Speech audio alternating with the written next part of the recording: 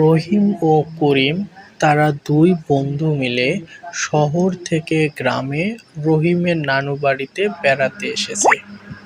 তারা গ্রামে বেড়াতে এসে ঘুরে ঘুরে গ্রামটার আশেপাশ দেখছিল। জানিস করিম, এর আগে যখন আমি ক্লাস 5-এ পড়ছিলাম তখন নানু বাড়িতে বেড়াতে এসেছিলাম।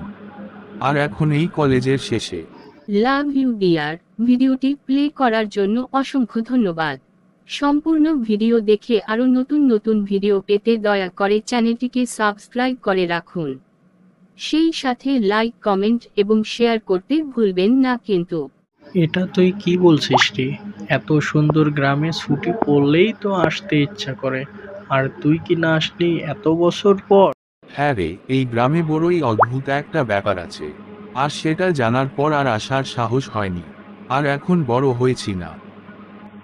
এই সব কথা বলতে বলতে তাদের সামনে একটি লোক এসে হাজির হলো।